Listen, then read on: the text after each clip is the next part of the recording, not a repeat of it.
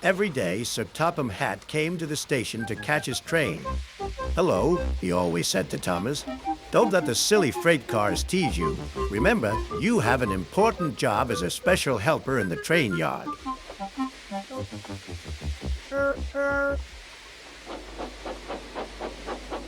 There were lots of freight cars, and Thomas worked very hard pushing and pulling them into place. There was also a small coach and two strange things his driver called cranes. "That's the breakdown train," he told Thomas. "The cranes are for lifting heavy things like engines and coaches and freight cars." One day, Thomas was in the yard. Suddenly, he heard an engine whistling. "Help! Help!" A freight train came rushing through much too fast. The engine was James, and he was frightened. His brake blocks were on fire. "They're pushing me! They're pushing me!" he panted. On!" laughed the freight cars, still whistling, "Help! Help!" Poor James disappeared. "I'd like to teach those freight cars a lesson," said Thomas the tank engine. Soon came the alarm. "James is off the line! The breakdown train! Quickly!" Thomas was coupled on, and off they went.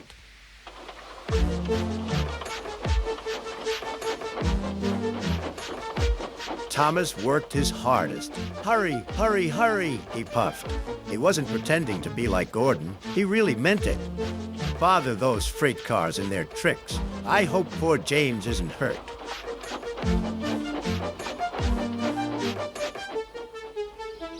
James's driver and firemen were feeling him all over to see if he was hurt.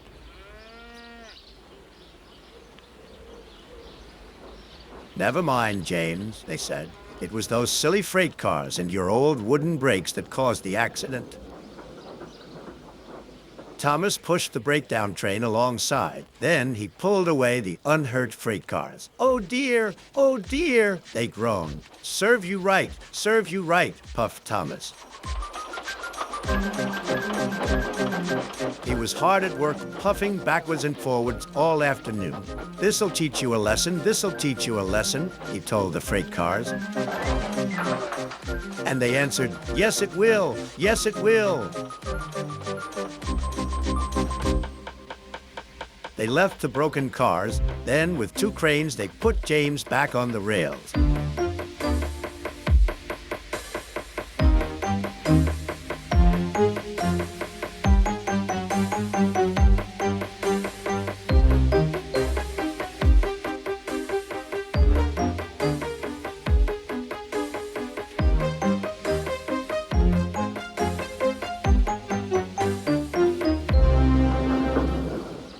He tried to move, but he couldn't, so Thomas helped him back to the shed.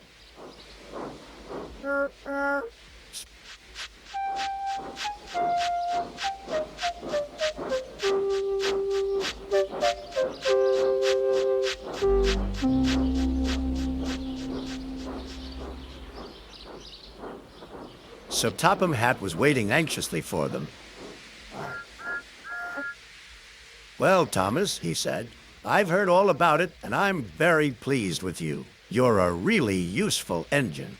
James shall have some proper brakes and a new coat of paint, and you shall have a branch line all to yourself." "Oh, thank you, sir," said Thomas. Now Thomas is as happy as can be. He has a branch line and two coaches called Annie and Clarabelle.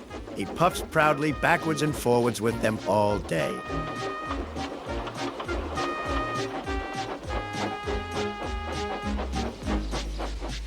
He is never lonely. Edward and Henry stop quite often and tell him the news. Gordon is always in a hurry, but never forgets to say, "Boop, boop," and Thomas always whistles, "Beep, beep," in return.